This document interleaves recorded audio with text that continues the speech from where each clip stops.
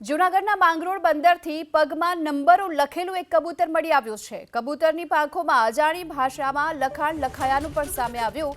આશંકાસ્પદ કબૂતર મળી આવતા મરીન પોલીસને જાણ કરવામાં આવી છે।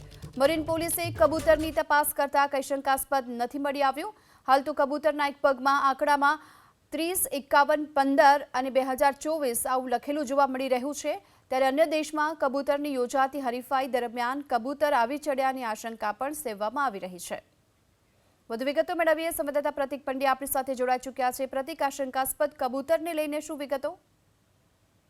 બિલકુલ, માંગરોળનો જે દરિયાકાંઠા વિસ્તાર છે ત્યાં આ કબૂતર મળી આવેલ હતું। કેટલાક યુવાનો ત્યાં હતા ત્યારે યુવાનોને આ કબૂતર મળી આવેલ। કબૂતર ઉડી શકતું ન હતું। ત્યારબાદ યુવાનોએ કબૂતરના હાથમાં લેતા જોયેલ કે તેના પગમાં કંઈક ચોક્કસ આંકડાઓ લખેલા હતા।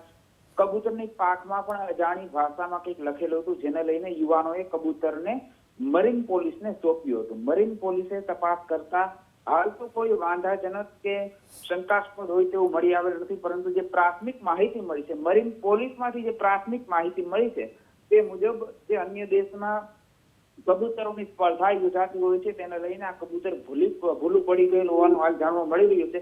ઉપરાંત એક વાત એવી પણ છે કે કબૂતર તાઇવાન દેશનું હોવાનું પણ હાલ જાણવા મળી રહેલ છે। પરંતુ ખાસ વાત એ છે કે મરીન પોલીસની પ્રાથમિક તપાસમાં કોઈ શંકાસ્પદ કે વાંધાજનક નહીં હોવાનું હાલ જાણવા મળેલ છે।